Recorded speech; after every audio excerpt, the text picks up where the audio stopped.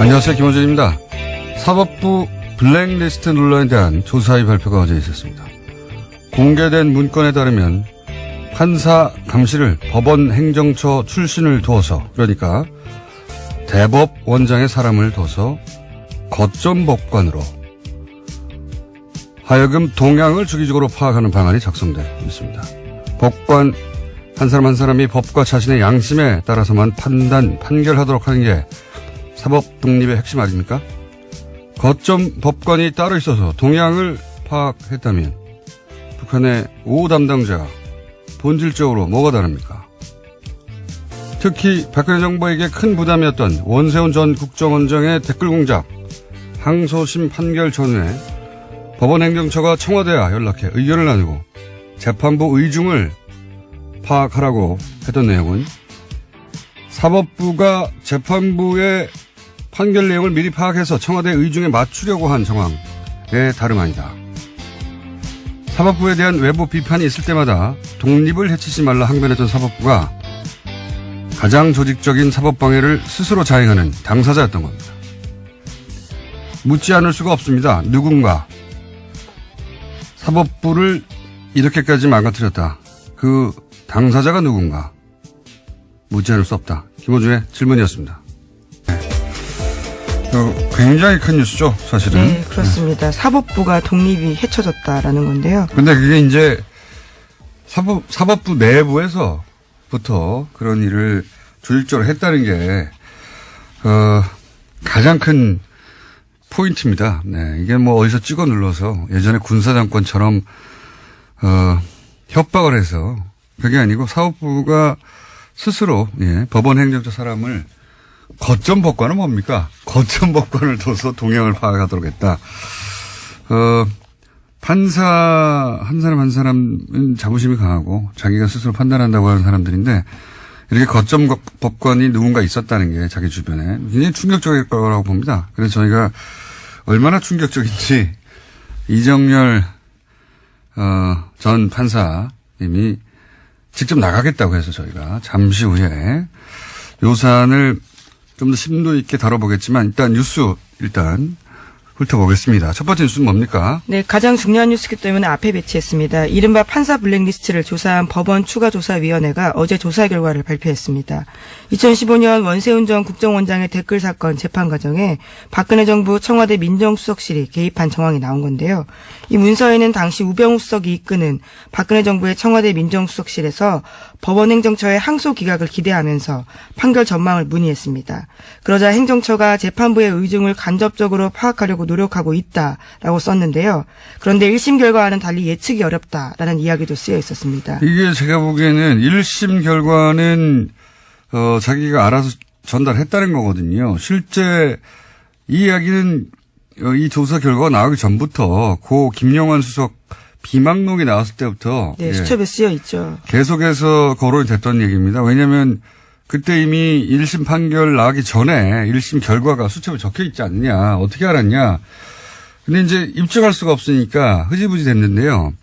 근데 이제 예측이 어렵다는 표현도 굉장히 두리뭉실하게 이제 순화시킨 거지만 어떻게 예측합니까?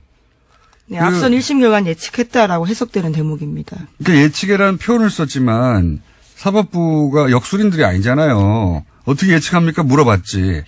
물어봐서 알아내가지고 알려줬다는 얘기죠. 예. 1심 때는. 2심 때는 담당 판사가 완고하다든가 아니면 그 얘기를 전혀 입에 열지 않는다든가 누구한테도 말하지 않는다든가 그래서 알기가 어려웠다 이런 얘기잖아요. 1심 때는 말해줬다는 얘기죠. 네, 가장 관심을 받았던 공직선거법 관련해서는요, 무죄를 내렸거든요. 1심 재판은요. 네. 그런데 2심에서는요, 징역 3년 되고요, 법정 구속됐습니다. 자, 그런데 이제 더 재밌는 것은, 더 황당한 것은, 우병우 전 수석 여기서 등장합니다. 우병우 전 수석이, 그렇다면 상부심을 전원 합의체로 해달라. 이 의미는 잠시 후에 이정열 판사와 얘기 나눠보겠지만, 이렇게 요구했는데 또 그 요구대로 됐어요. 네, 그렇죠. 그래서 13대 0이라는 결과로서 다시 파기환송이 됐습니다. 그러니까 여기 쓰여있는 그대로 실행됐다라고 볼 수 있는 거죠. 파기환송됐다는 요 사건에 관해서 저희가 몇 달 전에 예, 어떻게 파기환송됐는지 진원, 시큐리티 파일, 이 증거 능력을 인정하지 않아서 파기환송됐다 이렇게 얘기했거든요. 네, 핵심 증거입니다. 예, 근데 이제 여기 문서에 보면은 핵심이 증거 능력 인정이다. 예, 그런 얘기가 적혀 있고 그 증거 능력을 인정하지 않아서 파기환송이 돼버린 거죠. 예, 이 파기환송돼서 사법부 내에서도 난리가 났었죠. 이게 뭐냐고. 근데 이제 조금 더 자세히 진원과 시큐리티를 얘기하면 진원하면 무슨 영화 같잖아요. 그게 아니고 논지를 뒤집어 놓은 겁니다. 좀 자세히 설명하자면 이게 무슨 얘기냐면 심리전을 펼칠 때 주요한 이슈가 있잖아요. 네, 매일매일 그런 내용들을 봤는데요. 어떻게 해야 되는지 지시받는 내용입니다. 그러니까 국정원장과 부소장 회의에서 주요한 지시사항이 나옵니다. 논지가 결정되는 거죠. 그 논지가 적힌 거예요. 그걸 진원이라고 제목을 정해놓은 겁니다. 진원이 뭔지 설명을 안 해주니까 이게 무슨 엄청난 컴퓨터 파일 같잖아요. 그게 뭐 CPU 제목 같잖아요. 논지를 뒤집어 놓은 겁니다. 그 안에 논지. 그러니까 이게 인정이 돼야 국정원장이 부소장 회의를 통해서 결정한 사항이 실행에 옮겨진다. 입증이 되는 거거든요. 지시사항이 있는 내용이니까요.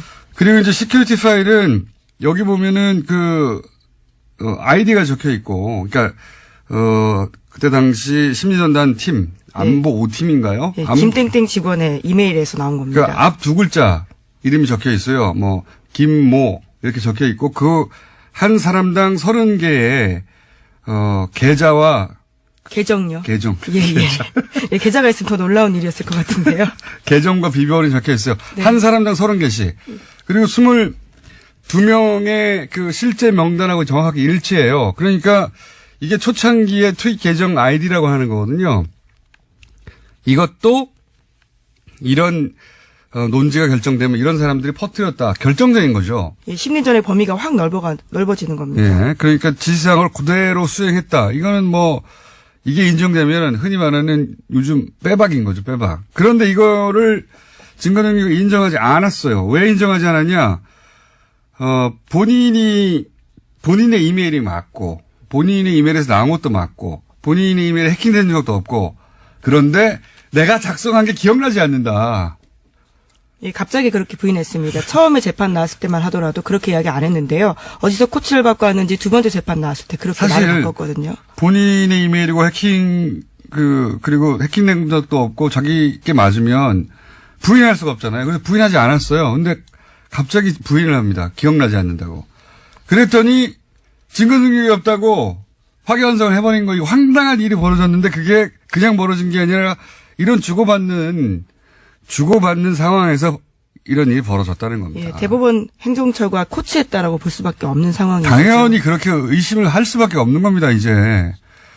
그런 일이 그러니까 특정 재판에 대해서 사실은 이렇게 끌고 가야 되겠다고 청와대와 사법부의 법원 행정처에서 계속 의논했던 거죠. 그래서 이렇게 하면 된다 해서 그 방향으로 가서 실제 그렇게 얼토당토하는 결과를 내버린 거예요. 네, 그 증거가 나온 겁니다. 이번에 물증이요.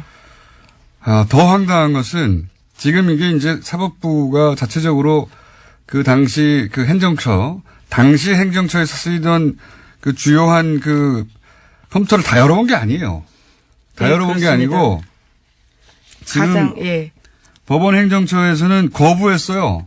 달라 그러는데 거부를 해가지고 키워드 검색을 한 겁니다. 또 똑같이 국방부 자체 조사가 우리가 신뢰할 수 없다고 하는 이유 중에 하나가 압수수색을 못하게 하는 거 있잖아요. 마찬가지입니다.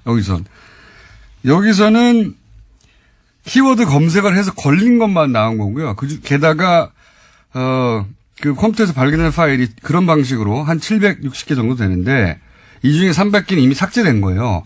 760개를 그럼 다 열었냐?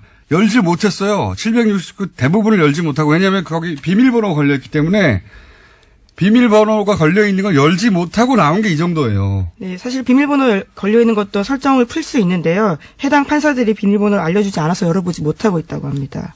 이게 조사도 아니에요, 제대로 된. 그냥 열려있고 키워드에 걸려있는 일부 파일에서만 이렇게 나온 겁니다. 이 정도가. 근데 비밀번호를 걸었으면 더 민감할 거 아닙니까, 내용이. 그건 아예 열어보지도 못한 거예요. 예. 네, 그리고 핵심 인물로 꼽히고 있는 임종원 전 법원 행정처 처장이 있습니다. 차장이 있는데요. 이 사람이 사용하던 공용 컴퓨터는 아직까지도 조사를 하지 못하고 있다고 합니다. 이게 이제 상식적으로 이해가 잘 안 가실 수 있는데, 이건, 직장 내에서, 예, 비유를 하자면, 직장 내에서 자기들끼리 조사한 거예요. 말하자면. 그것도 직장 내 다른 부서에서, 우리 안 된다고, 그거. 검사 못 한다고, 조사 못 한다고 해가지고, 그거 못 한 거예요. 사법부에서 이제, 사법부 외부에, 사법부 일을 맡기는 데 대한, 기본적인 거부감과, 우리가 최종 판단 기관인데, 우리가 해결 못해서, 검찰에 맡긴다는 거에 대해서 부정적인 인식이 사법부 내에서는 있겠죠. 그건 조직의 논리고, 이거 범죄를 방치하는 겁니다, 이거는. 현재 정말. 강제 수사가 되고 있지 않는 상황입니다. 그러니까 아무도 강제로 어떤 파일을 열어보지 못한 거고, 지금 걱정되는 것은 뭐냐면, 당장 삭제할 수 있잖아요. 예. 하드만 떼가지고, 하드만 떼면 어떻게 합니까?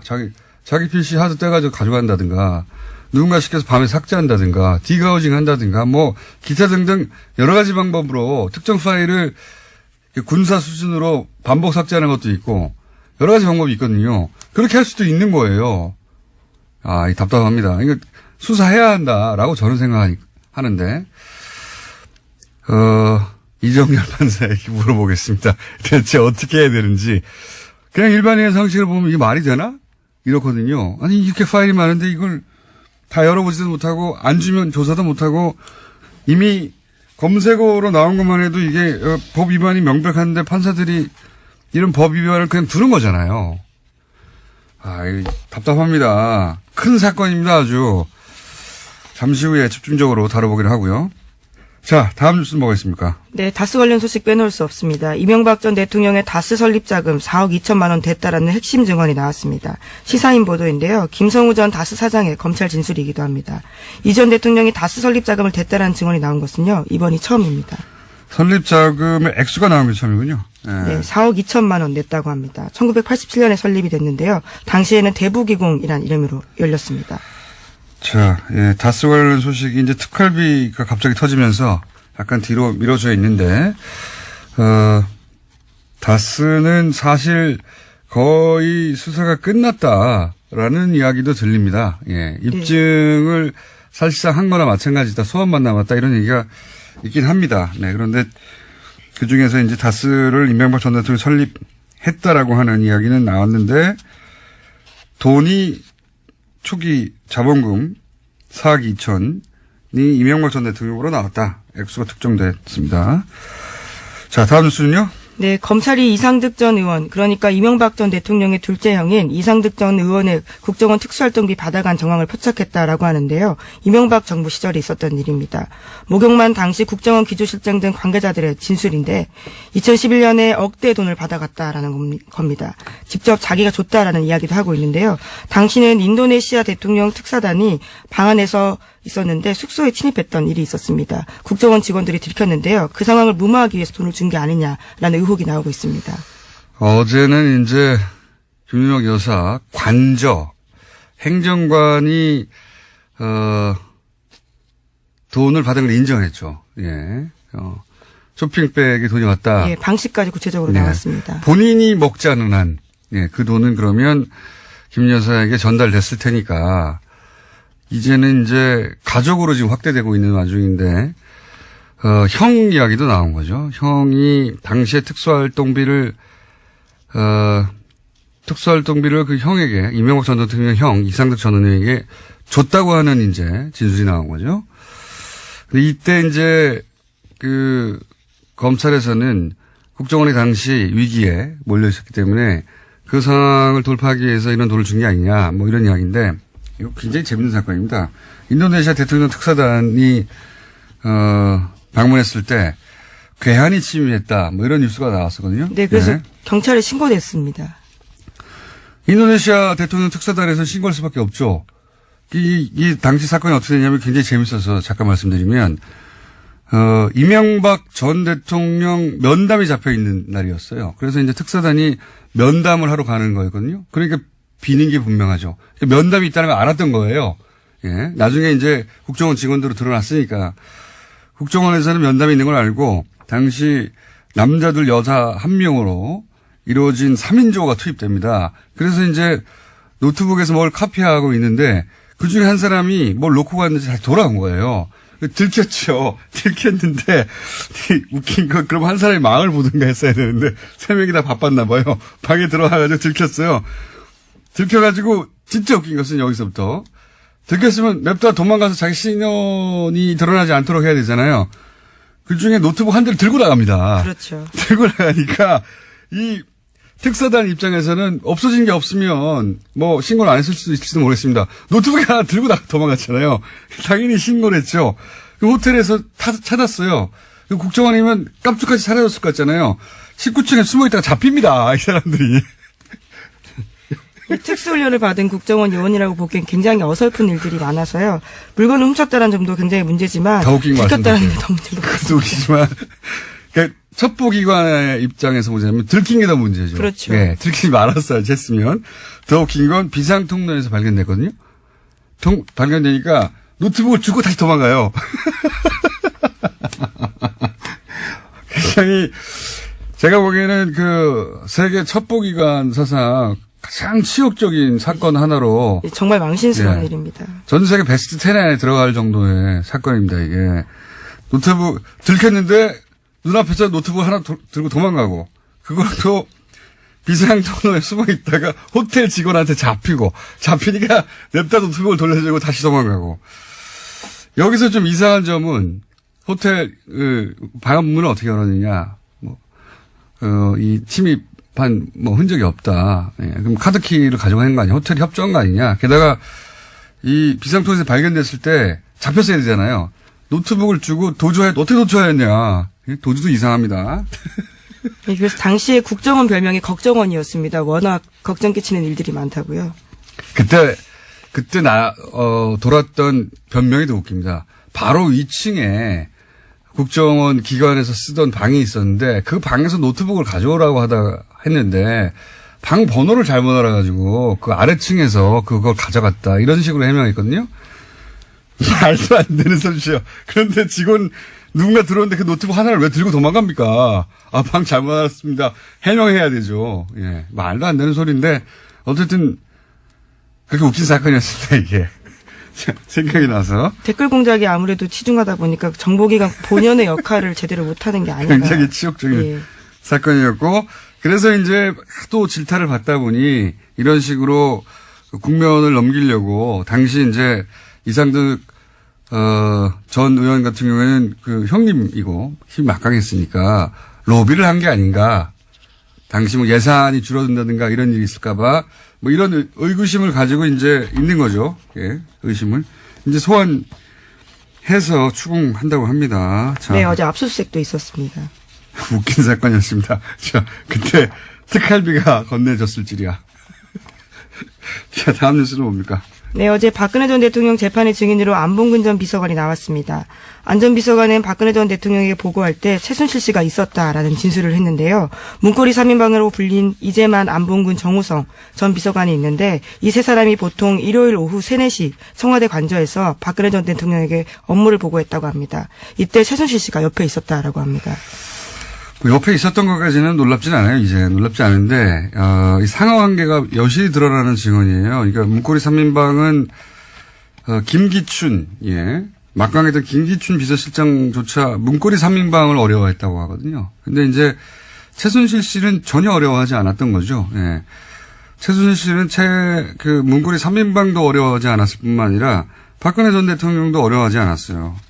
여기 보면 대통령한테 보고를 하는데 그냥 들락날락 왔다 갔다 했다는 거잖아요. 예, 다 앉아있는데 혼자만 계속 왔다 갔다 하고 있었다고 그러니까 합니다. 보통 이제 대통령한테 누군가가 참모들이 보고하고 하면 그 자리에서 참석하거나 참석하지 않거나 하는 것이지 어른들한테 얘기하는데 왔다 갔다 하지 않잖아요. 대통령이 아니어도. 왔다 갔다 하는 거예요. 그리고 누구도 그러지 말라거나 나가 있으라거나 말하지 못하였다. 예. 최순실 공화국이었다, 실제. 이런 얘기입니다. 자. 재미있는 큰 사건이 있어서 얘기하다 보니까 뉴스를 몇 개 못했네요. 예. 제목 한두 개 정도는 읊고 지나가야 되겠습니다. 예, 어떤 걸로 할까요? KBS 네이버 그리고 평창 올림픽이 있는데요. 예. 예. 제목만 읽어주세요. 예, 알겠습니다. 고대훈 KBS 사장에 대한 해임 제청안이 어제 이사회에서 가결됐습니다. KBS 이사회가 6대1로 해임 제청안을 통과시켰는데요. 그래서 이제 언론노조 KBS 본부가 내일 오전 9시부터 업무에 복귀한다라고 합니다. 아, 드디어 복귀하는 거군요. 예. 자, 일각에서는 이제 정현주 사장도 이런 식으로 해임했다라고 물타기를 하는데 완전한 차이가 있죠. 뭐 정권이 찍어 누른 케이스였고 이거는 구성원들이 받아들일 수 없다는 겁니다. 네. 본질적으로 완전히 다른 사안이고요. 자, KBS 사안도 일단락이 돼가고 있습니다. 자, 다음은요. 네, 네이버 내부 데이터를 한국일보가 단독 입수해서 보도했는데요. 오늘 아침입니다. 메이크로 프로그램 사용 흔적은 없다라고 하는데요. 하지만 하나의 IP에서 최대 11개의 아이디를 바꿔가면서 공감 추천을 한 경우가 있다라고 합니다. 네이버의 내부 데이터를 어떻게 한국일보에 입수합니까? 네이버가 준 거죠. 예. 네이버 입장에서 이제 소위 그 프로그램이 사용된 게 아니다라고 하는 해명을 하고 싶었나 봐요. 네이버의 언론 플레이라고 봐야죠. 네. 어쨌든 그 와중에서도 IP 하나에 뭐 여러 아이디가 등장하긴 한다. 근데 프로그램은 돌아가지 않았다. 이런 네이버가 억울해서 내놓은 항변이 실린 보도인 것 같습니다. 이건 수사가 들어갔을 테니까 다음에 또 추가로 나오겠죠, 실제. 다음은요? 네, 평창 동계올림픽 주간 방송사가 미국 MBC인데요. 여기에 사장이 방북을 했다고 합니다. 또한 광고 수익이 1조 원대 이를 것으로 예상된다라고 합니다. 광고 수익이 1조 원대라는 의미는 뭡니까? 네, 광고 수익이 1조 원대라고 하는 건요. 광고 판매량이 이제 9억 달러, 9,500억 원을 넘어선다라는 건데요. 그러니까 지난번 소치 동계올림픽 때보다 더 많은 광고가 팔렸다라는 겁니다. 광고가 역대 1위다 뭐 이런 그런 얘기인가 보죠? 네. 우리 생각하고는 다르게 평창 올림픽이 흥행이 되고 있다 이런 얘기네요. 이야기도 잠시 후에 저희가 김준 박사 오랜만에 모셔가지고 미국 셧다운 얘기와 함께 좀 다뤄보겠습니다. 시사인의 김은지였습니다. 감사합니다. 법원의 추가 조사위, 블랙리스트에 대한 추가 조사위죠. 조사 결과 블랙리스트가 있다 없다 뭐 이런 식의 보도도 있습니다. 이 논란 한번 짚어보겠습니다. 제대로. 법무법인 동안의 이정열 사무장, 과거에는 부장판사였습니다. 그래서 모셨습니다. 직접 스튜디오에 나오셨습니다. 안녕하십니까? 안녕하십니까? 예. 우선 본인의 이름도 있었나요? 당연히 있었겠죠. 예. 웃으면 안 되는데. 그리고 예.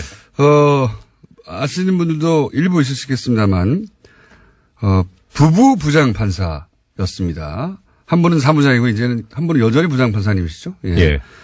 혹시 그 부인의 이름도 등장했습니까? 네. 네, 부부가 다 등장했습니다. 저희 애들 엄마의 경우에는 칭찬하는 쪽으로 써 있어가지고. 칭찬하는 쪽으로. 어쨌든 성향은 파악되어 있었다. 여기 이제 언론에서 초반에 리스트는 없었다라는 식의 보도도 있었고, 어떤 언론에서는 리스트가 없다고 할 수 있느냐, 좀 애매모호한 애매모호한 분석 혹은 뭐 조사위도 리스트가 있다 없다고 말하지 않았다. 이런 식의 이제 애매모호한 마치 리스트가 없었던 것 마냥 보도되기도 했거든요. 이게 저는 말이 안 된다고 보는데 어떻게 보십니까? 당연히 말이 안 되죠. 네. 이게 리스트라는 게 그야말로 뭐 엑셀 파일로 뭐 표로 1번부터 100번 막 쭉. 그렇죠. 순번 매겨가지고 그것만 리스트냐? 그거는 아니죠. 중요한 것은 이런 리스트라는 것을 만들어서 그러니까 리스트의 목적에 해당하는 감시하겠다, 사찰하겠다, 불이익 주겠다, 그래서 특이한 사람 찍어내겠다 하는 그런 목적으로 작성된 또 그런 작업이 있었느냐가 그게 블랙리스트 핵심이거든요. 그러니까요. 그게 엑셀 파일이 아니냐가 중요하지 않지 않습니까? 그리고 뭐 조선일보를 비롯해서 일부 몰지각한 업체란다. 매체에서 죄송합니다. 방송사고입니다. 매체에서 리스트 얘기하고 있는데 리스트 유사한 거 있었습니다. 여기 보면 엑셀 파일도 있긴 있었습니까? 예. 보면 사법행정위원회 위원 후보자 검토라고 하는 문건에서 이게 뭐냐면 사법행정위원회라는 걸 법원행정처에서 만들게 되는데 여기에 소위 왕당파만 들어가면 이 위원회가 이제 공격을 받을 수가 있다. 그러니까 왕당파 말고 저쪽 편 입장에서 볼 때 이쪽 편. 네. 예. 그러니까 뭐 소위 말하는 이제 뭐 좀 진보적이라거나 네. 뭐 대법원의 비판적이라든가 그런 사람들을 다수 집어 넣어야 된다. 몇 명은 넣어서 이렇게 물타기를 해야. 그렇죠. 공격을 안 받는다. 예. 그러면 그런 성향의 사람을 알아야 되잖아요. 그 성향의 사람들 명단을 작성을 했습니다. 아, 그렇군요. 그게 64명이 있습니다. 이 표가 있어요. 좀 보여주세요. 예. 이거 보이는 라디오도 나가죠. 네. 아, 엑셀 있습니다. 여기 보면 뭐가 나와 표 있냐? 있어요, 리스트. 1번부터 쭉 있고요. 예. 이름 이거 뭐 1번 김땡땡 뭐 이렇게 나오는데 이거 전 보면 누군지는 아는데 말씀 못 드리겠고요. 현재 직책 서울고등 고법부장, 연수원 기수, 생년, 출신 고등학교, 대학교, 그 다음에 이제 경력이 나오는데 다 이런 거 써 있습니다. 우리법, 노동법, 젠더법, 인권법. 그다음 옆에 특성, 뭐 기본적으로 보수 성향, 뭐 우리법 연구회 회장 역임, 뭐 여성 친화적 가치관. 이거 다 사찰에 써놓은 거. 이것도 최소한 리스트 아닙니까? 당연하죠. 예. 그러니까 리스트라는 게 1번부터 뭐 100번까지 번호 매겨서 네. 판사 전원의 그 블랙리스트가 있느냐 이렇게만 바라보고 그게 없으면 다 블랙리스트가 없다라고 말하는데 그거 말이 안 되는 거고. 그렇죠. 성향 파악하는 게 결국은 그 리스트인데 실제 64명의 리스트는 있고. 예, 있고요. 그 외에도 성향을 파악하고자 했던 정황, 성향을 파악한 정황이 계속 있는 거 아닙니까? 그렇죠. 그런 문건들은 너무 많이 그 발견돼서. 리스트, 블랙리스트 예. 있는 겁니다. 예, 있냐 없냐 따질 문제도 아니고 있냐 물으면 있습니다. 예. 예. 그리고 정말 진짜 그 사람들이 말하는 블랙리스트 저는 찾을 수 있다고 생각합니다. 실제. 예, 그것도 그건 있을 뭐, 것이다. 예, 나중에 뭐 기회 있으면 다시 말씀드리고요. 분명히 기회 있습니다. 지금 왔어요. 예. 이게 제가- 예, 오케이. 예. 지금 이번에 이 추가조사위원회에서 그 발표를 하면서 대상이 됐던 문건들이 예. 발견된 문건들이 2015년, 2016년 판이잖아요. 예. 그럼 그 이전 건 어디 갔습니까? 그렇죠. 예. 그런 리스트는 진작부터 있었을 수 있겠네요. 예, 그러니까 이게 양승태 지금 대법원장. 이게 두 가지 지금 방법이 있는데요. 하나는 어제 뭐 보도가 나오긴 했습니다만 이 법원행정처라고 하는 데가 기본적으로 판결을 쓰는 데가 아니기 때문에 판사들한테 익숙한 자리가 아니거든요. 행정직 자리겠죠. 그렇죠. 예. 그러니까 업무 인수인계가 정말 뭐 이렇게 뭐라 그래야 되죠? 타이트합니다. 아하. 그러니까 종전에 있던 자료들 다 하나도 안 버리고 축적돼서 봤거든요. 아하. 그래야지 옛날에 또 뭐라 판사들이다 보니까 그 꼼꼼해가지고. 그렇죠. 그런 게 옛날에 문서에. 뭐라고 어떤 형식으로 썼는지를 알아야 그래야 그거를 뭐 베끼든 뭐 벤치마킹을 하든 해가지고 쓰니까 아, 그렇죠. 옛날 형식 것들 다 자체도 있어요. 모르니까. 다 있습니다. 그 안에 다 있다. 예, 근데 그게 지금 이제 삭제를 했겠죠. 증거인멸 한다고. 300개는 삭제했다는 나왔어 이미. 예, 그렇죠. 예. 그런데 지금 현재 이번에 그 조사 대상이 되었던 PC가 예.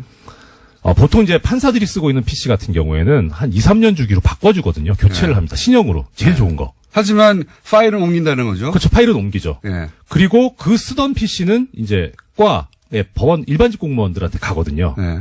그러면 거기에 지금 이제 지워진 파일들이 있겠죠. 아, 그걸 조사하면 된다. 그렇죠. 근데 이거는 못 봐요. 왜냐하면 법원에 이번에 지금 추가조사위원회에서는 어차피 강제 수사권이 없기 때문에 이건 그렇죠. 압수수색해야 되거든요. 이건 수사기관이 나서야 되는 거죠. 그러니까 지금 그 조사의 한계가 법원 행정처에서 그 내가 못 줘. 그러면 조사를 못 했다는 거잖아요. 그렇죠. 그러니까 우리는 일반적으로 아니 대법원장이 직접 나섰는데 그게 안 되나 싶은데 그게 안 되나 봐요. 그러니까 일단은 조사기 때문에 이 조사라고 하는 건 임의 수사라 그래서 상대방의 동의가 있어야 됩니다. 아. 동의가 없으면 어떤 이제 긴급 피난이라든가 아주 어려운 이론을 들이밀면서 이제 예외적으로 극히 예외적으로 할 수 있는 거죠. 서로들 판사기 때문에. 그러니까요. 서로들 판사기 때문에 아니 당신이 동의 받았어 뭐 이런 그런 상황이기 때문에 법을 어기는 어떤 조사는 절대 할 수가 없는 거군요. 예, 그런 거에 대해서 되게 부담을 느끼죠. 그러니까 그런 부담감을 알고 있기 때문에 이 양승태나 내지는 법원 행정처에 부역했던 판사들이 저번에 들고 나온 거죠. 뭐 절차 위반이다, 사생활 침해한다, 이딴 논리를 들고 나온 거죠. 이런 게 나올까 봐 그런 거죠. 그래서 지금 당연히 알죠, 그 사람들은. 지금 조사했던 방식을 키워드로 네. 일부 그러니까 제출되지 않은 것은 아예 조사도 못했고 네. 일부 게다가 비밀번호가 걸려 있는 거 열어보지도 못했던 거 아닙니까? 그렇죠. 비밀번호는 모르니까. 어마어마하게 나올 수도 있는 거예요. 네. 하루 빨리 수사 의뢰해야 되는 거 아닙니까 이제? 그렇죠. 이거 또 어차피 양승태 씨 같은 경우에 지금 고발당해 있거든요. 네. 그러니까 거기에다 추가해가지고 그냥 압수수색 영장 발부받아서 하면 됩니다. 근데 이제 이게 사법부가 이 이제 자체 사안을 검찰에 수사 의뢰한다는 게 이게 자존심도 상하고 네. 그렇죠? 쉽게 결정하지 못할 수 있는 사안 아닙니까? 그렇죠. 수사 의뢰하기는 참 모양이 빠지죠. 그러니까 대법원장이 예. 검찰에다 수사 의뢰를 한다는 게 그렇죠. 뭐 어떻게 해야 됩니까 그러면? 그러니까 일단은 조금 전에 말씀드렸던 대로 현재 지금 이미 시민단체 측에서 양승태 씨를 고발을 해서 수사 중인 사건도 있고 예. 그다음에 또 추가로 고발을 하면 되죠. 그건 뭐 요건에 대해서 어렵지 않습니다. 블랙리스트가 꼭 거기 고소가 있어야만 처벌할 수 있는 범죄는 아니기 때문에 대법원장 손으로 직접 하기에는 모양도 빠지고 그렇죠. 내부적으로 나쁜 선례라면서 계속 반론도 있을 수 있을 것 같아요. 그렇죠. 예전에 누구죠? 용산 참사 났을 때 네. 당시에 이제 김석기 저 서울지방청장이었나? 네. 청장이었나? 저 경찰청장이 네. 검찰에 수사 의뢰했었잖아요. 예. 그때 경찰 내부에서 조직을 팔아넘겼다라는 비판이 있었거든요. 여하간 조직 내부의 논리는 그러하고 게다가 이게 사법부라서 네. 예. 앞으로 어떻게 이 일이 처리돼야 할지는 저는 정확하게 모르겠는데 누군가 고소고발을 하든지 네. 해서 여하간 이거 그냥 둔다는 건 범죄를 알았어요 이미. 네. 범죄 현장도 알아요. 네. 범인도 대충 짐작이 가는데 그냥 두는 거 아닙니까? 뭘 대충 짐작해 갑니까? 당연히 알죠. 다 드러났는데. 그러니까요. 예. 이 문서를 보면 판사들은 어떤 충격을 받습니까? 첫째는 이런 소문이 있었거든요. 공공연하게 블랙리스트가 있다. 네. 그러니까 처음에, 이게 또 어제 오전, 발표 직후하고 어제 밤하고 또 다르더라고요. 아, 그래요? 오후쯤에 해 떠 있을 때는, 네. 뭐 그럴 줄 알았다. 그거 봐. 내가 말했잖아. 뭐 그런 정도. 그 다음에 근데 가만히 생각해 쭉 언론 발표를 본 다음에는, 네. 좀 심하네, 생각보다는. 그러니까 뭐 특히 이제 문제가 됐던 부분이, 거점법관 아닙니까? 차상한 판사, 뭐 다 아시니까 네. 방송 나오셨고, 군산지원에 계시는 이분에 대해서 사찰 문건이 나왔는데, 거기에 보면 별 내용들이 다 나와요. 뭐 이분 성격이 어떻다. 그 다음에 뭐 재판 준비를 어떻게 한다. 요새 고민하고 있는 게 뭐다. 아, 그런 내용도 나와요? 예. 국정원인데요, 이거는 완전히. 국정보다 심하죠. 그러니까 이런 걸 보면서, 야, 이런 것까지 했네? 심하다. 였거든요. 네. 근데 그 다음에 실제 이제 이 조사 보고서하고 거기에 법원행정처에서 작성했다는 그 문서까지 전부 다 이제 알게 되고 나서는 네. 판사들이 좀 열받아서 뭘 못하는 거예요. 이렇게 했단 말이야? 특히 아까 말씀도 나왔습니다만 원세훈 전 국정원장 재판 같은 경우에는 네. 이거 완전히 법원을 들어다 갖다 바쳤잖아요. 그렇게 느끼는 거군요. 예. 자기들은 입으로는 사법권 독립 얘기하면서 뒤로는 법원을 그것도 청와대 일개 수석비서관한테 갖다 바친 거 아닙니까? 우병우 민정수석한테. 예. 이런 작태를 벌였으니 화가 나죠. 그러니까 제가 이제 브리핑에서 우병우 민정수석이 2심에서 이제 원세훈 전 국정원장에다 실형이 나왔잖아요. 네. 예. 실형 3년이 나오니까 그러면 전원 합의체로 보내달라. 네. 그래서 실제 전원 합의체로 보내줬어요. 기가 막히죠. 이게 전원 합의체로 보내달라는 게 의미가 뭡니까? 일단 법적으로. 대법원 전원합의체라고 하는 데는 대한민국에 존재하는 법원 중에 최고 최강이죠. 아, 여기서 결정되면 뒤집기 어렵다? 예, 이것을 뒤집으려면, 원래 대법원 전원합의체라는 데가 어떤 데냐면, 종전에 판례가 잘못됐다고 생각됐을 때 그 판례를 뒤집는 데예요. 아하. 그러니까 대법원 전원합의체에서 뭔가를 했다라고 하면, 하나의 판례가 되는 거고, 아하. 이 판례는 향후 10년간은 최소한 효력이 있다고 봐야죠. 아하. 그러니까, 그냥 일반 소부에서 대법관 3명, 4명이 하는 재판도 하급심에서는 뒤집지 못하게 하는 게, 이제, 이 법원조직법상의 규정이긴 한데, 그건 이제 당해 재판부만, 그 재판을 하는 그 재판부만, 이 구속을 할 뿐이고, 다른 판사들한테 미치는 영향까지는 그렇게 크진 않거든요. 근데 대법원 전원합의체는 크죠. 아하. 그러니까 지금 우병우 전 민정수석이 늘었던 것은 이 전원합의체에서 2심을 뒤집어서 네. 다시는 뒤집히지 못하게 만들려고 했던 거군요. 그렇죠. 그리고 이게 다시 파기환송돼서, 어차피 뒤집자는 거였으니까, 무죄 네. 취지로. 다시 파기환송돼서 어느 재판부에 가던 간에 이것은 대법원 전원합의체에서 무죄 취지로 보낸 것이니 유죄 판결하지 마라. 하급심의 부장판사들이나 판사들은 이거 못 짚는구나 생각이 달라도 이렇게 받아들일 수밖에 없는 사안이군요. 그렇죠. 이거는 그냥 단지 왜 이러지라는 수준이 아니라 대법원 전원합의체에서 나온 건데 이걸 어떻게 뒤집어요. 그러니까 이런 거죠. 우병우 수석은 전원합의체 근데 전원 합의체에 단순히 보내라는 것만 가지고는 본인의 뜻을 달성할 수가 없어요. 그렇죠. 전원 합의체에 보낸 다음에 지금 20을 뒤집을 계획을 해야 네. 그래야 전원합의체 일단 보내달라고 말을 할 거 아닙니까? 그렇죠. 자기 뜻과 반대로 결론 나오면 자기 완전히 뒤집을 수 없는 상황이 되는 거잖아요, 이제는. 네. 어떻게 해줄 수 없는. 그러니까 전원합의체에 보내달라고 우병우 민정수석이 말을 했을 때는 저번 합의체에서 자신이 원하는 결과가 나오도록 할 수 있다 안 하는 믿음이 있으니까 그걸 보낸 거 아닙니까? 그거 당연하죠. 그게 1심 판결에서 나왔었잖아요. 김영한 전 민정수석 비방록에도 나오지 않습니까? 선고 결과를 미리 알고 있잖아요. 그러니까 1심 때는 다 교감을 하고 한 거예요. 네. 근데 이상하게 항소심이 특정 2심에. 재판부에 가버리게 2심 재판부는 전혀 말을 안 듣는 2심 재판부의 당시 그 부장판사님 누굽니까? 이름 좀 알려드려야 돼요. 아시잖아요. 공장장님 재판하신 분이에요. 아, 그분이에요? 예. 아, 훌륭하신 분이구나. 문현영님하고 저 누구야 주진우 기자님 재판하신 분 아니에요? 아, 저희가 무죄를 그렇게 받았군요. 아이고, 다행. 운도 좋지, 저희가. 여담입니다만 공장님 참 이 재판에 있어서 대진운이 좋다. 대진운이 좋다. 네. 여기까지는. 그래서 제가, 무패의 피고인이었는데, 피의자였는데, 자. 예. 그래서 2심 재판부가 마음대로 안 돼가지고, 네. 전원합의체에 보낸 다음에, 네. 아, 제가 이 성함을 나중에 알려드릴게요. 김상환 부장판사님. 그분이 기사도 났었죠. 네. 이 원세훈 전 국정원장 재판할 때 네. 형이 국정원 근무하는데 네. 재판에 영향을 미칠까봐 형하고도 연락 안 했다고. 그러니까요. 예. 아주 굳건한 분입니다. 네. 박수 한번 다시 드리고요. 자, 우병우 민정수석은 알고 보냈고, 그렇죠. 실제 전원합의체로 갔고, 또 말도 안 되는 진원 시큐리티 파일 뒤집는 거, 증거 능력을 뒤집는 거, 이거 말도 안 되지 않습니까? 그렇죠. 이게 정말 여러 차례 말씀드렸지만 말도 안 되는 일이 실제 벌어졌고, 그걸 청와대가 하는 대로 한 거죠. 게다가 전원합의체에 갔는데 13대 0이에요. 아무도 이견이 없어. 예. 이런 재판이 어딨어요. 대법원장의 의지가 강하게 반영됐고. 그렇죠. 예. 그리고 이 재판이 가진 의미를 한 사람 한 사람이 다 부담을 가지고 받아들였다는 거 아닙니까? 눈 질끔 감고 해버린 거 아니에요, 이게? 그거는 공장장님께서 예. 점잖게 표현하시는 거고 이 대법관들 다 공범입니다. 저는 재판이 아직 남은 게 있어가지고요. 저도 재판 있는데. 공범이다. 예. 자. 거점법관. 이거에 충격받지 않습니까? 저는 이거 보고 나서, 야, 이거 5담당제다, 5담당제. 그렇게 생각했는데. 스파이죠, 스파이. 빨대. 예, 빨대. 아니, 실제 그리고요. 이게 더 충격적인 게, 지금 판사 블랙리스트 관련해서 징계를 받은, 고등법원 부장판사급 판사가 있는데, 네.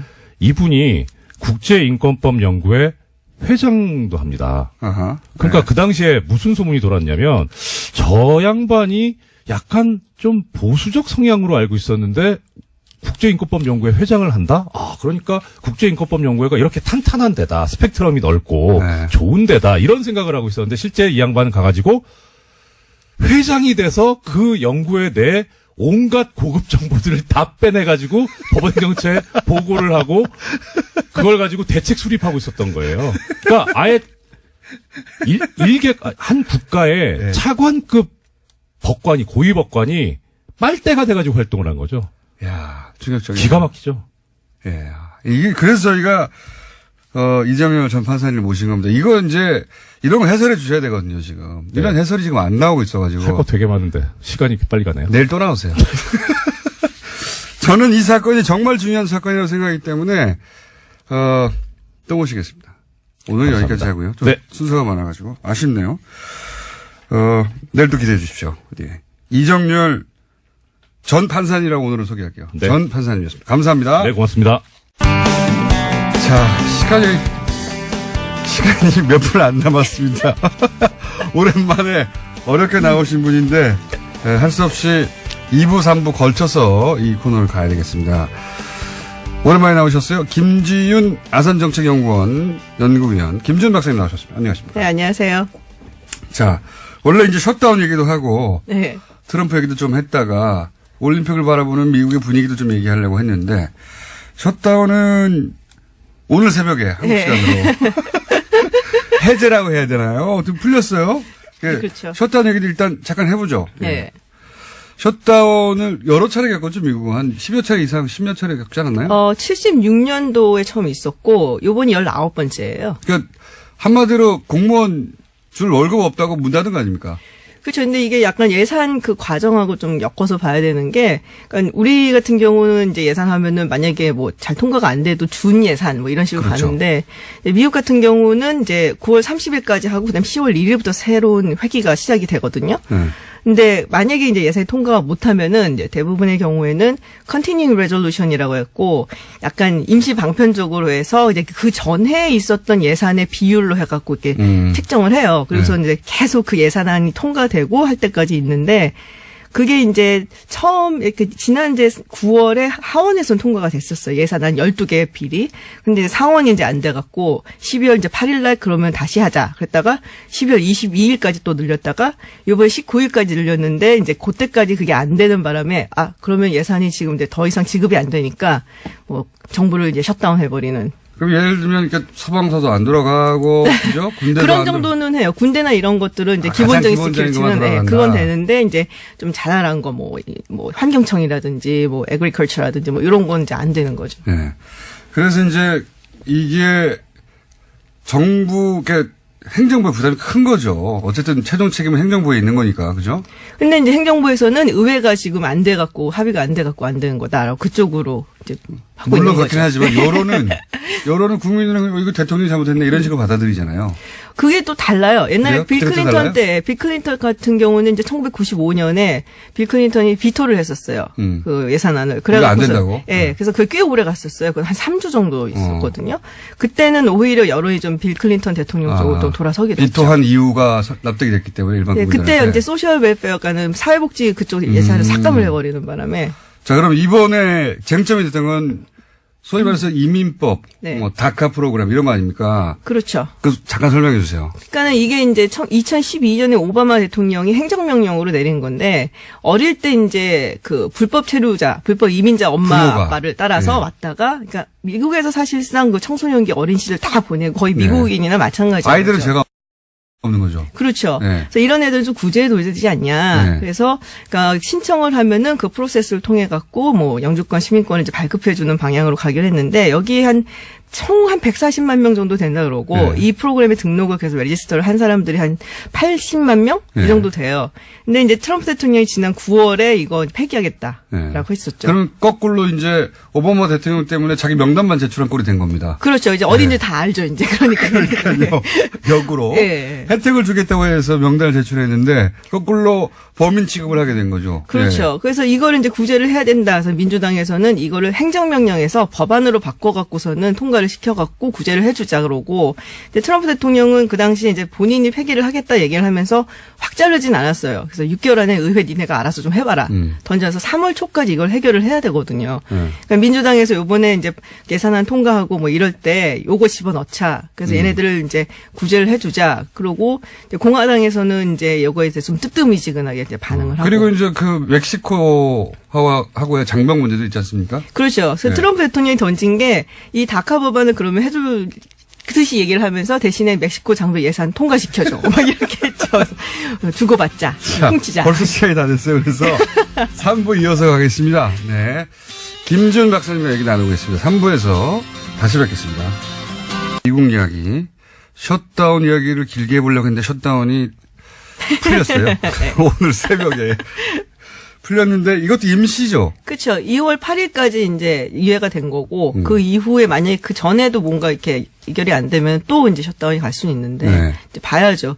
미치 매코넬 원내대표가 지금 이제 그 이민 문제에 대해서 이야기를 해보자. 그러니까 일단 이거 통과시키자고 설득을 해갖고 겨우 된 거거든요. 근데 다카하고 그 멕시코 장벽하고 거래가 되고 있는 중인 건가요? 민주당 측에서 하려고 했었어요. 사실은 그 척슈머 그 상원 의원이 하려고 했는데 트럼프 대통령이 말을 조금 바꿨죠. 어떻게 바꿨습니까? 그러니까는 이제 민주당 측에서는 예산을 조금 하고 다카 살려달라라고 얘기를 하려고 했는데 트럼프 대통령에서 뭐 다카 살리는 거에 대해서 잘 모르겠다 자기는 뭐 별로 뭐 이런 식으로 얘기를 바꾸고 그리고 공화당 측에서도 린지 그레이엄 상원 의원이 민주당 이제 딕 덜빈이라는 또 상원 의원이 있어요. 둘이서 같이 해갖고 다카에 이제 80만 명 전부는 아니지만 거의 한 60만 명 정도 살려주고 대신에 얘네들이 이제 부모를 초대해갖고 부모도 같이 살 수 있게 하는 그거는 끊어버리자. 그리고 이제 뭐 장벽 예산을 주자 뭐 이런 식의 절충안을 가지고 갔어요. 근데 트럼프 대통령이 거기서 약간 싫다는 듯이 얘기를 하면서 거기서 이제 거지 소굴 얘기가 나온 거죠. 그 자리에서. 쉿홀. 예. 예. 우리는 이제 거지 소굴이라고 번역을 했는데 어감을 살리면 뭐가 됩니까? 거지 소굴은 너무 완화된 표현 아니에요? 느낌이 좀 완화된 느낌이 없잖아 있죠. 많이 있잖아요. 예. 예. 예. 거지 소굴이 아니고 뭐라고 해야 돼? 좀 해주세요. 전문가 입으로. 전문가 입으로. 네. 뭐 똥통 뭐 이런 정도로. 똥통. 그렇죠. 예. 거기에 훨씬 더 가깝죠. 뭐, 똥통이야 거기는 뭐. 느낌 확 살죠 그러면 좀. 네. 거지 소굴이 아니라 그걸 또 아주 세게 표현한 그런 정도의 표현을 해가지고 이제 그 상대 국가들이 화가 났고 네. 일반 국민들도 화가 났고요. 그렇죠. 린지 그램 상원 의원도 뭐 하자는 거냐 도대체 어떻게 그런 말을 하냐 뭐 그러고. 다른 국가에서 뭐 안 했다 그러죠. 근데 백악관에서는. 본인은 안 했다 그러고 들은 본인. 사람들이 있는데 뭐 어때요. 그래서 이제 이 전선이 서서 셧다운이 됐다가 지금 일시적으로 해제된 상태고 2월 8일부터 다시 그때까지 해결이 안 되면 다시 한번 그때 나오시기로 하고요. 지금 미국 상황을 간단하게 또 짚어보자면 러시아 문제는 좀 잠잠하죠. 지금 계속 수사는 하고 있는 중이에요. 그래서 수사망을 이제 좀 좁혀가면서 그러다가 어느 순간 쑥 또 올라오거든요. 그래서 이번에는 누구를 이제 뭐 수사를 한다. 그래서 제가 알기로는 계속 뭐 하고는 있어요. 사위 얘기가 나왔었죠. 예, 사위가 타겟이 될 수 있다. 네. 사위가 타겟이 되면 그 다음 대통령 아닙니까? 그 다음에는 이제 뭐 대통령으로 거의 간다고 봐도 딸하고 뭐 아들 뭐 자식 그렇죠. 엮여서. 예. 그러니까 지금은 약간 가라앉은 상태인데 계속 수사는 되고 네. 있는. 그리고 정치 상황에 따라 훅 올라올 수도 있겠죠. 그렇죠. 예. 이 문제는 어떻습니까? 저는 사실 러시아보다 최근에 화제가 됐던 파이어 앤 퓨리. 거기 보면 이제 트럼프 내부 인사들을 쭉 인터뷰해가지고 네. 책으로 내서 크게 화제가 됐잖아요. 네. 거기 이제 가장 재밌는 내용이 뭐냐면 트럼프는 대통령이 될 생각이 없었다. 예. 예. 그런 내용이 나오죠. 그렇죠. 예. 그리고 이제 그걸 굉장히 자세하게 나옵니다. 오히려 트럼프 캠프는 당선에 대해서 충격을 받았다. 그러면서 당선이 된다는 목표가 아니었고 자기들도 당선될 거라고 생각하지 않았기 때문에 예를 들어서 이해 충돌의 문제, 뭐 돈을 받는다든가 러시아 쪽으로부터 강연료를 받는다든가 또는 뭐 트럼프 대통령이 자기가 가지고 있는 소유한 건물에 외국 인사들 막 부르잖아요. 그렇죠. 예, 거기 묵게 하고. 예. 그래서 대통령인데 국가 결정에 영향을 미칠 사람들을 자기 비즈니스에 활용했기 때문에 거기 묵게 하고 이해 충돌의 문제가 생기고 근데 이제 그렇게 했던 이유 중에 하나가 우리 대통령 될 리가 없기 때문에 막 했다는 거 아닙니까? 근데 그 당시에 이제 당선이 확정이 되고 이제 와서 이제 뭐 연설 같은 걸 하잖아요. 모습을 보시면은 굉장히 놀랐다, 당혹스러워하는 모습은 확실히 보이기는 해요. 그러니까 보통은 굉장히 기뻐하고 같이 환호하고 이러는데 이건 뭐지? 잠잠하고. 약간, 그래서 굉장히 그 당시에 연설을 할 때, 트럼프가 정말 처음으로 아주 프레지덴셜한 모습을 보여줬다라고. 진지하다고. 진지하죠. 예. 해석했는데 그때는 그게 아니고 진지한 게 아니라 당황한 거예요. 예, 좀 놀랐던 것 같아요. 제가 보기에도. 그러니까 전세가 좀 힘들다라는 평가도 사실 있었고, 그래서 더 그랬는지 모르겠는데. 목표가 당선이 아니었다. 이렇게 전세도 힘들었지만 목표가 당선이 아니었다는 내용이 나오죠. 네. 그런 얘기가 있었어요. 사실은 이제 대선이 끝나고 난 다음에 방송국을 하나 차리려고 했었다. 이런 얘기도 있었는데 충분히 그랬을 것 같다는 생각도 들죠. 워낙에 그러니까 TV 스타였으니까. 비즈니스를 하려고 출마했는데 덜컥 당선이 돼버린 겁니다. 근데 또 사람이 이렇게 그 자리에 올라가면 잘하고 싶잖아요. 그런 마음이 들 수는 있죠. 그러니까 진정으로 준비되지 않은 그래서 아직도 임명되지 않은 관료들이 많죠. 빈 자리들이 굉장히 많죠. 내가 구성하고 출발한 게 아니었던 거예요. 지금 근데 근데 이제 트럼프 대통령 본인이 이 관료 조직을 별로 믿지 않는 것도 있어서 딱히 뭐 꼭 굳이 채워넣을 필요도 없다라고 생각을 하는 것 같아요. 본인 하나로 충분하다 이런 얘기가 나요. 내가 그냥 중요한 거다. 예? 네. 그렇게 표현하고 있습니다. 근데 이제 그러다 보니까 이게 러시아 얘기도 꺼낸 이유가 뭐냐면 이 이해 충돌의 문제 때문에 네. 미국은 이거 엄격하잖아요. 엄격하게는 한데 뭐 걸려면 걸 수도 있을 것 같아요. 그리고 사실 제 생각에는 러시아 게이트를 파고 헤쳐갖고서는 뭐 탄핵을 한다니 법적으로 거는 것보다 오히려 이런 부분이 법적으로 걸긴 굉장히 네. 쉽거든요. 대통령을 권한을 이용해서 자기 비즈니스를 한다. 네, 근데 그 정도의 좀 분위기도 사실 조성이 돼야 되는 거고, 그리고 이제 굳이 그렇게까지 할 만한 큰 게 뭐가 있느냐, 뭐 이런 부분도 봐야 되는 거고, 그러니까 쉽지는 않은 거죠. 아무래도 살아있는 권력이니까. 자, 이 이해 충돌의 문제가 러시아보다 더 클 수도 있다. 자, 마지막으로 한 가지 더 여쭤보자면, 우리나라에서는 이제 평창 올림픽이 네. 사실상 망했다는 식의 보수 매체 혹은 보수 정당의 주장이나 안 되길 바래요. 예. 안 되길 바라는데 실제 미국에서 들려오는 소식은 좀 다릅니다.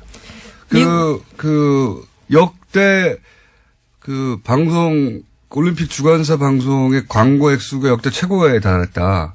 뭐 이런 뉴스도 나오고요. 그다음에 뭐 유명 앵커가 복귀했다. 뭐 이런 네. 얘기도 나오는데. 그러니까 유명 앵커 복귀는 아마 케이티 크레이글 말씀을 하신 것 같고, 이제 간판 여자 앵커죠. 그러니까 뭐 뉴스 이런 것보다는 굉장히 쇼 같은 거, 뭐 토크쇼라든지 이런 거에서는 아주 유명한 사람이고, 제가 알기로는 그 MBC 나이트라인의 그 앵커, 메인 앵커죠. 네. 그 레스터 홀트라고 지난 대선 때 첫 번째 대선 토론 그 머더레이터를 했었어요. 네. 근데 이 사람이 지금 마식령에 가 맛있네. 지금 왔는지 모르겠는데 거기 가서 이제 북한에 취재하고, 가 있다. 예. 아. 그러니까는 그 방송 그 주간 방송사잖아요, MBC가. 네. 어떻게 보면은 이 남북한 공식장이라는 단일팀이 이런 게 그쪽에서는 사실은 굉장히 화제성이 있는 거죠. 굉장히 화제가. 예. 그러니까 미국 사람들이 올림픽 별 관심이 없어요, 사실. 뭐 슈퍼볼은 좋아하는데 특히 이제 동계고 이건 하계도 아니고. 네. 근데 이제 북한이라는 나라가 굉장히 이상한 나라다. 근데 같이 입장을 한다고 올림픽에 나간다고 약간 궁금증을 자아내는 그래서 화제성은 굉장히 있고 그러니까 IOC도 그래서 굉장히 적극적으로 지금 우리나라에서는 이제 자질팀 얘기 또는 뭐 한반도 얘기 네. 이런 얘기가 이제 정쟁의 소재로 그렇죠. 쓰이는 측면이 있고 이것이 막 큰 논란인 것 같은데 자기들도 옛날에 그렇게 똑같은 얘기 했으면서 뭘 지금 와갖고 다른 얘기를 하고. 제가 할 얘기를 하시네. 근데 이제 해외에서는 굉장히 화제성이 있는 뉴스인 겁니다. 이게. 그럼요. 그래서 미국에서 광고도 많이 붙고 그리고 요거가 크게 되겠다고 생각하니까 방송사가 지금 이렇게 나선 거잖아요. 그렇죠. 그러니까 뭐 막 마식령 가고 막 이러는 거죠. 맛있는 가고. 자, 우리 분위기하고 다르게 해외에서는 굉장히 긍정적이고 흥행에 뭔가 대박 요소가 등장했다. 네, 거기에 이권이 있는 뭐 하여튼 사업체들은 다들 이제 굉장히 환대를 하는 분위기죠. 예, 그리고 그러다 보니까 광고도 많이 붙고 있다. 네. 네네. 국내 분위기하고 다릅니다. 네, 현재 그 소식도 좀 전해주셨고 마지막 한 가지만 더 질문 드릴게요. 예. 지금 현재 트럼프 대통령 지지율은 어떻습니까? 1년 됐는데. 박스권이에요. 박스권. 한 37%, 40% 그 사이를 왔다리 갔다리 역대 한 두세 체제를 달. 계속 유지합니까? 그렇죠. 그래도 공화당 유권자들 사이에서는 80% 넘게 지지를 여전히 받고 있고, 민주당에서는 뭐 90% 가까이 싫다 그러고, 그리고 인디펜던트, 무소속 뭐 이런 사람들 사이에서는 뭐 한 반반 갈린 것 같아요. 네. 그러니까 극단적으로 나뉘는 거군요. 네. 그런데 전체적으로는 37에서 40. 그 사이를 왔다리 갔다리. 네. 역대 대통령 취임 1년 미국 대통령 기준으로는 네. 역대 가장 낮은 지지율을 보이고 있다. 자, 오늘은 여기까지 하고요. 조만간 다시 모시겠습니다. 네. 한동안 저희가 미국 소식을 안 들어가지고. 자, 김지윤 박사님이었습니다. 감사합니다. 고맙습니다. 하태경 님이 요즘 바쁘셔가지고 오늘은 전화로 왜냐하면 지금 바른정당이 광주에 지도부가 내려가 있는 걸로 알고 있습니다. 전화로 연결하겠습니다. 안녕하십니까? 예, 하태하태 광주 와 있습니다. 광주에서 보고 드립니다. 네, 흔한 민심을 좀 잡아보려고 가셨나 보죠? 예, 여기서 아침부터 많은 분들로부터 박수 받고 내리고 있습니다, 지금. 네.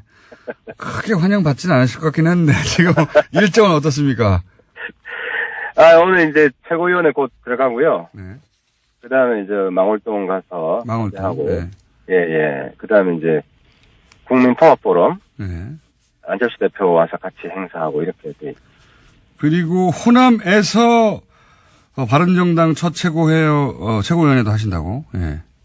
예, 그렇습니다. 이 호남 첫 최고위원회입니다. 열심히 노력하시는군요. 예. 제가 그래서 화끈한 거 좀 준비를 했습니다, 오늘. 아, 그래요? 광주 시민들에게 드릴.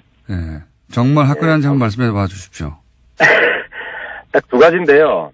하나는 여전히 빨갱이 장사하는 낡은 보수 몰아내야 된다. 자유한국당? 예. 자유한국당. 홍준표 대표 뭐 주사파 정권 하더니만 이제 주사파 정권의 좌파 사회주의 정부. 아, 이거 뭐 빨갱이 장사 아니면 할 게 없냐. 개혁 보수는 빨갱이 장사 안 한다. 뭐 이거 하나 하고요. 예. 두 번째는 제가 그 전에도 이야기하긴 했는데 좀 덧붙여서 김대중 빨갱이로 몰고 광주 민주항쟁을 빨갱이로 모은 대한민국 보수는 광주에 사과해야 된다.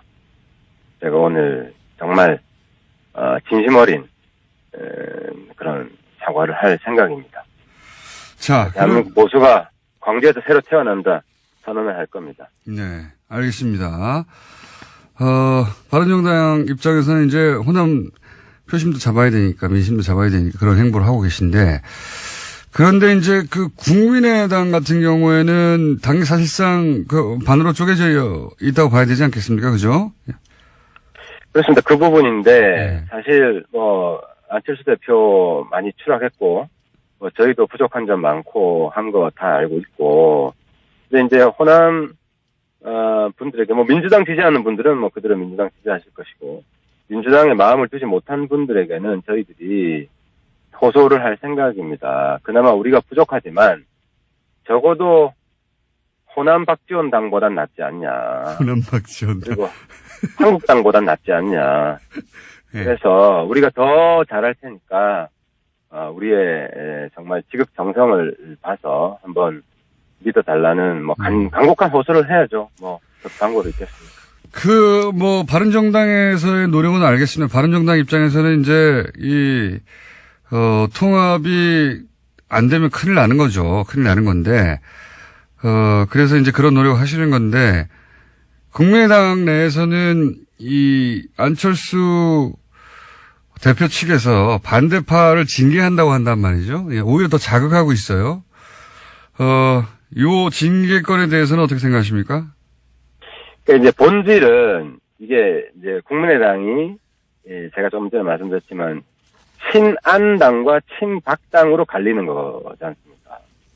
사실 이거 본질을 봐야 되거든요. 안철수 대표 비판할 수 있어요. 비판할 수 있는데 그 대안은 뭐냐? 사실 그러니까 이제 호남 친박당이거든요. 친박지원 당이거든요. 그러면은.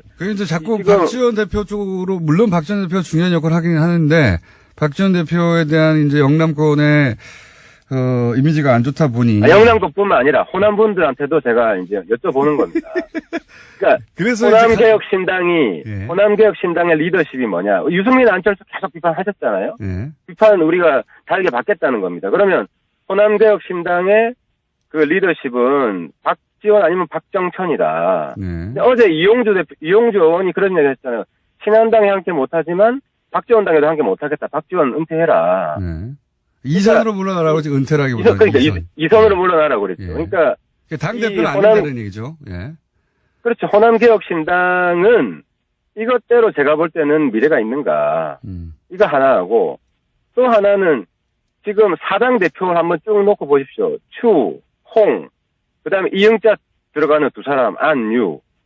네 사람 중에는 그래도 안유가 낫지 않습니까? 예.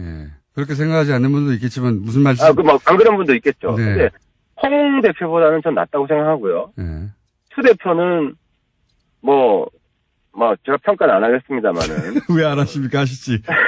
아니, 추 대표, 홍 대표, 사이좋게 팔짱 끼시고 할 때 제가 옛날에 오노이 남매 더맨 갔다고 비판한 적도 있는데, 네. 저는, 민주당, 홍 대표랑 큰 차이 없다, 본질적으로 리더십이. 그렇게 생각합니다. 제 말은, 무슨 말씀인지는 알겠습니다. 근데, 반대파, 그러니까 안철수 대표 쪽 입장은 이제 반대파를 징계한다는 것은, 이건 더 자극하고, 더 시끄럽게 만들 일인데, 그렇게 한다는 거잖아요. 근데 이 징계 중에 이런 게 있을 수도 있다. 그러니까, 전당대회를 하면 의장을 이상돈 의원, 부의장을 윤영일 의원, 이 맡게 되는데, 이분들까지 징계를 해서 전당대회 의장권을 박탈하고, 예, 소위 당권파, 지금 안철수 대표 쪽에서 전당대회를 자기들 마음대로 하려고 이걸 카드 꺼낸 거 아니냐, 이런 해설들이 있습니다, 해석들이. 근데 지금 보면 이제 반대파의 일정이 28일 날 창당준비위원회 구성하는 거잖아요. 예. 창당준비위원회는 법적으로 인정이 되는 당이에요, 이게. 네. 그러니까 새로운 당을 이미 만든 거거든요. 창준이가 이제 출범했죠. 예. 예, 창준이는 당입니다. 그래서 새로운 당을 만드는 것이기 때문에 새로운 당에 들어가겠다고 정치적 의사를 표시한 분은 그 당의 전당대회를 하는 게 맞죠. 국민의당은 사실상 예, 내용적으로 나간 것이기 때문에. 그러면 이분들을 그러면 출당을 시켜주면 좋지 않습니까? 정작 출당을 안 시켜요. 그래서 사실 그분들 출당에 대해서 비례대표인 이상돈 의원이 저쪽으로 가가지고 합류하겠다는 건데 징계는 하되 출당을 안 하겠다는 이것도 사실은 앞뒤 안 맞지 출당 문제에 않습니까? 대해서 이제 국민의당 의원들하고 저희들이 진지하게 이야기를 해봤어요. 예. 이야기를 해봤는데 결론은 이거 저도 아쉬운 점이 있고 저도 이상돈 의원하고 친하고 딴 분들하고 친한데 통합되고 나서 적어도 우리가 설득할 시간은 좀 있어야 되는 거 아니냐. 설득이 불가능한데 뭘 자꾸 설득하는. 또 그렇지 않다니까. 이상돈 의원 같으면은 사실 과거에 우리 당이었어요. 자, 제 말은 뭐냐면, 그럼 얘기는 알겠습니다. 그러니까 일단. 안 대표랑은 사이가 안 좋지만, 예. 또 마음 둘 곳이 있으면, 그 당에 원수 같은 사람 한 사람 있어도 그 당을 꼭 떠나는 거 아니에요? 아니, 본인은 가겠다잖아요. 자꾸 가겠다는데, 뭘. 그러니까, 요는 핵심은 그거 아닙니까? 저쪽 반대파들의 당의 그 사이즈가 커질까봐 못 나가게 하는 거잖아요. 그러면서도 징계라고 하면서 당원권 정지까지만 시키는 거잖아요. 지금 논리대로면 그렇게 해당 일을 결정적으로 했으면 출당시키면 되는 건데 출당을 안 시키고. 그러니까 저는 그렇습니다. 제가 지금 예. 제가 드리고 싶은 말씀은 제가 국민의당 지금 안에 있지 않기 때문에 뭐라고 좀 월권적인 건데 만약에 통합신당이 되면 예. 합당이 되면 제 발언권이 생기기 때문에 그런 부분들에 대해서 조금 더 전향적인 조치를 취할 수 있도록 노력을 하겠다. 아무튼 지금은 어쨌든 아직까지는 다른 당이기 때문에 그 부분은 조금 어쨌든 최대한 저는 이상돈 의원이 하태경이랑 한번 같이 하자 이런 설득을 저는 할 시간이 필요하다고 하태경 의원이 거기 있는 거 다 알고서도 나간다고 하는 거예요 이미. 아니 꼭 그렇진 않아요. 우리는 조금 다 온도차가 있다고 생각해요. 이제 이상돈 의원이랑 친한 분들이 많아서 네, 친한 분들 원래 있었죠. 예. 네, 우리 당은 여러 거기 안 간대잖아요. 아니, 그러니까 안 간다는데. 저희 당 분들한테 이야기하는 건 조금 달라요, 온도가. 그래서 구체적으로 좀 밝히긴 그렇지만. 자, 유승민 대표도 사실은 네. 몇 차례나 안철수 대표한테 그분들 사실 출당시키고 오는 게 맞지 않냐. 왜냐면 새로운 당 만들어졌는데 또 세 분밖에 없는지 또 더 있는지 모르겠습니다만 그 당에 합류할 생각이 없는 분들이 강제로 끌려가가지고 거기서 잘 있겠습니까?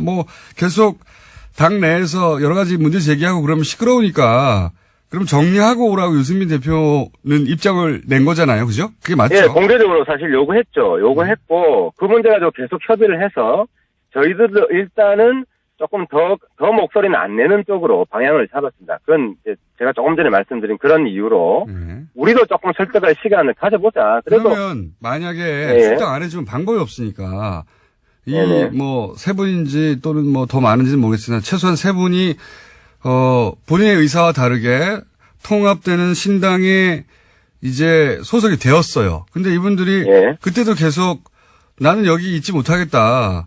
출당시켜 달라 요구하면 어떡합니까? 그때. 그때는 그러니까 그렇게 해서 저는 한 어느 정도 이제 저희들이 설득하고 다시 이제 이야기할 시간을 좀 가지고. 그게 며칠이나 필요합니까? 지금 이야기하기는 그렇고요. 네. 자, 알겠습니다. 상대 이제 반대파들이 만들 당이 잘 안 되길 바라는 건 당연하죠. 당연한데.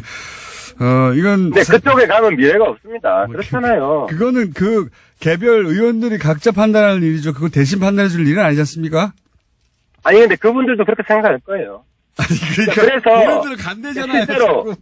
실제로 이제 민주당 가려고 한다. 네. 다수가 그쪽에 민주당에서 받아주는 분도 있고 안 받아주는 분도 있기 때문에 민주당에 가려고 한다는 의혹도 강하게 가지고 있고 민주당 의원 숫자 늘리게 해주는 거는 그건 사실 해당 행위죠. 자, 그거는 이 개별 의원들이 스스로 판단할 일이고 나간대지 않습니까? 자꾸 그러니까 나가면 그거 안 좋다는 그 판단은 다르다는 거예요. 원래 비례는 당 몫으로 배정이 된 것이기 때문에 정말 부득불이하고 신사적으로 될 때만 이제 이 서로 정치적으로 타협이 될 수 있는 것이지 원칙적으로는 안 내보내주는 게 맞아요. 근데 이제 저희 당에서는 그나마 좀 신사적으로 이야기를 해보려고 최대한 한번 설득할 시간을 가지자는 겁니다. 자, 그건 알겠고요. 지금 반대 그 파에서는 이제 통합 반대 또는 뭐 합당 반대파에서는 자신들이 열석은 물론이고 그 이상도 확보되어 있다 이렇게 얘기하고 있거든요. 근데 이제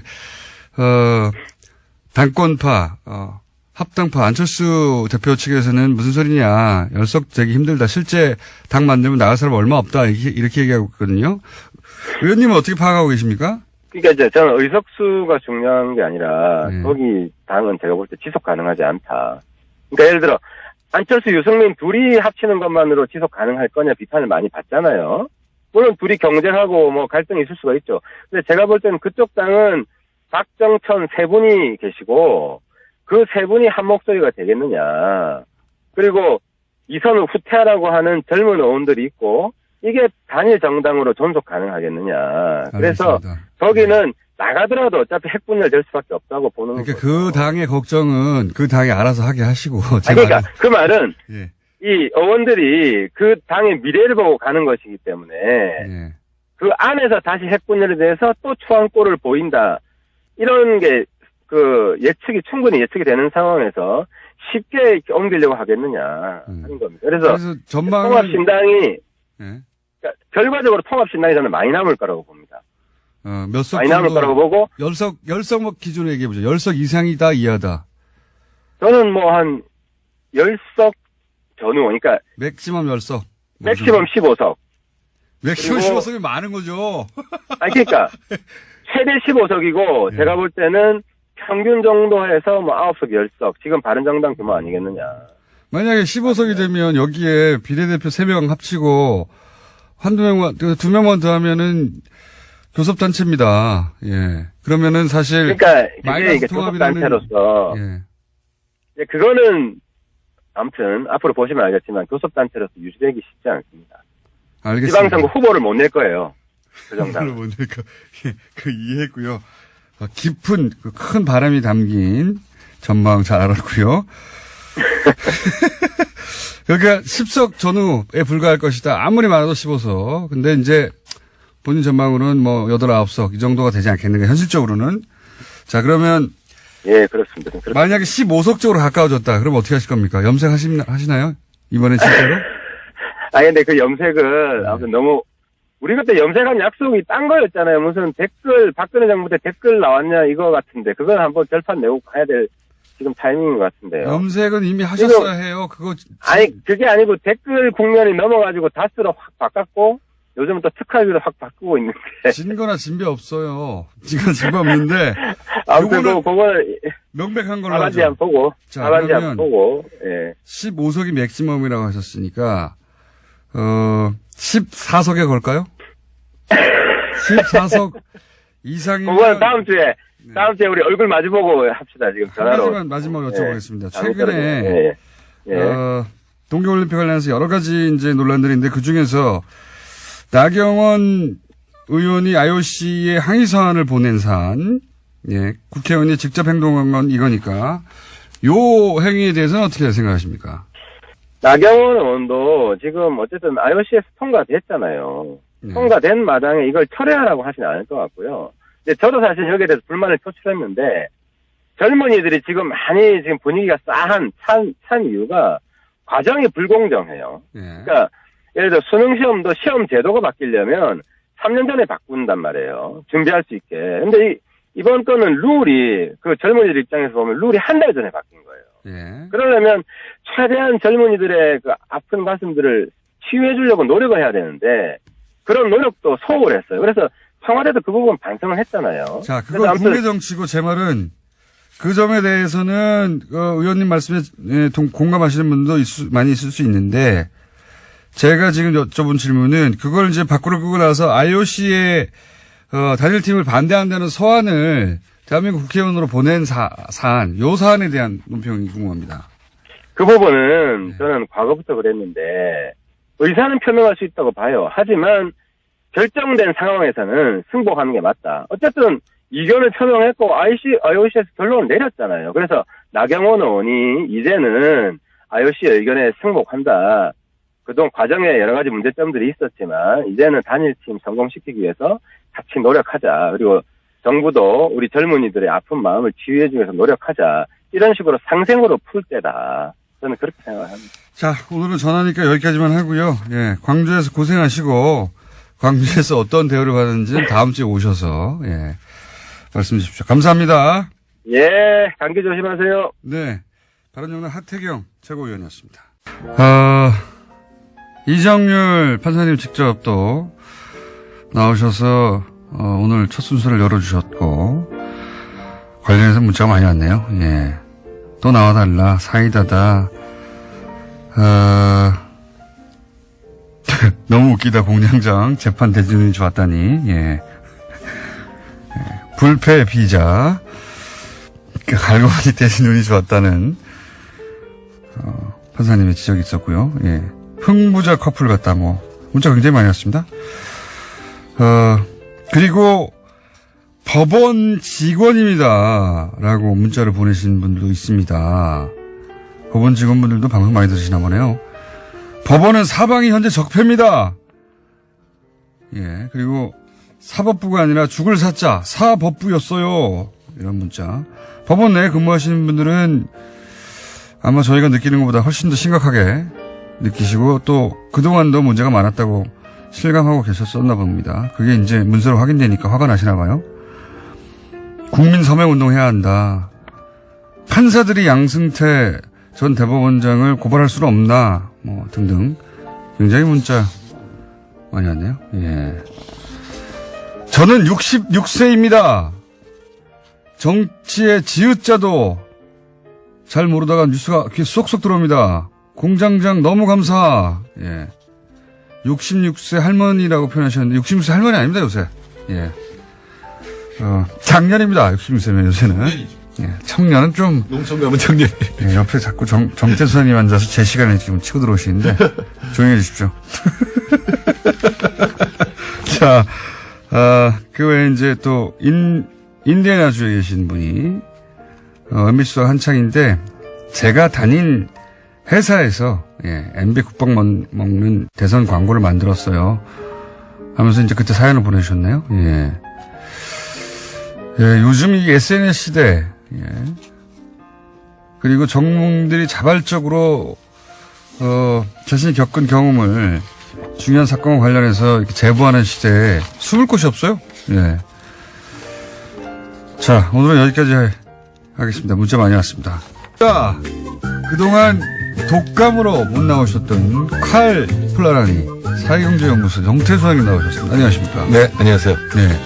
소장님이 연속 2주 못 나오셨죠? 네. 예, 3주째 나오셨는데 소장님 어디 갔냐는 문자가 안 왔어요. 네네. 그런데, 예. 위력은 대단합니다. 제가 1월 3일 날 어머니 모시고 어딜 가느라고 하다가 주유소에서 기름을 넣었거든요. 네. 근데 제가 딱 그 얘기, 가득 채워주세요. 5글자를 얘기했는데, 예. 그 주유하시던 분이 혹시 라디오 출연하시잖아요. 목소리. 예, 목소리만 듣고. 그래서 가득 채워주세요. 예, 5글자 갖고, 그래서 주유하다 말고 나와서 사진 찍었어요, 그분하고. 근데 그분 얘기가, 예. 그분이 이제 거기서 아르바이트 하시는 분 같은데, 최저임금 같은 걸로 도와주셔서 감사하다고. 자. 그래서 오늘 최저임금 이슈가 정해졌군요. 아, 그런가요? 이번 주 주제는 최저임금 관련해서 이제 보수 매체들이 사실은 공격을 거의 한 2주, 3주 연속으로 지속적으로 했어요. 야, 큰일 났다. 우리나라 망하게 생겼다. 막 자영업자들 다 죽었다. 뭐 이런 식의 보도를 쏟아냈는데 그래서 최저임금 관련한 얘기를 좀 다뤄보겠는데 최저임금을 올리자 야 3당도 일제히 공격을 했죠. 그래서 우선 요 얘기부터 한번 들려드리겠습니다. 그러니까 지금 안철수 대표, 홍준표 대표, 유승민 대표 모두 최저임금에 대해서 이제 문제 삼고 있는데 이분들이 다 공약이었어요. 그렇죠. 예, 기억 안 나시는 분들을 위해서 저희가 오마이TV에서 제작한 요 공약이 어떻게 발표되었고 그리고 최저임금 인상안이 발표되자 어떻게 입장을 바꿨는지 잠깐 들려드리겠습니다. 핵심만. 저는 반드시 임기 내에 10,000원 이상으로 올릴 겁니다. 최저임금 사태는 문재인 정부 불통의 현주소입니다. 자, 내용이 급하게 나가서 놓치신 분들을 위해서 잠시 말씀드리면 저는 거짓말을 하지 않는다. 반드시 지킨다. 최저임금 1만 원으로 만들겠다 했는데 이제 최저임금이 올라가자 이게 문재인 불통의 현주소라고 안철수 대표가 말씀하시는 게 나간 거고. 자, 다음 홍준표 대표. 최저임금 1만원 실현 기호 2번 홍준표. 최저임금까지 급격히 올리고 있으니 이래서야 경제가 살아나고 일자리가 생길 수가 있겠습니까? 네, 마찬가지입니다. 네, 공약이었는데 최저임금이 올라가니까 경제가 죽고 일자리도 없어진다. 최저임금이 올라가니까 일자리가 없어진다. 이렇게 표현했습니다. 한마디로. 자, 유승민 대표도 마찬가지입니다. 지금의 상황에서는 최저임금 인상만이 거의 유일한 해법입니다. 최저임금이나 근로시간 단축이나 정책 절하기를 촉구를 합니다. 자, 유승민 대표도 마찬가지입니다. 거의 유일한 해법이다. 그러면서 이제 유승민 대표는 좀 더 구체적으로 공약을 했어요.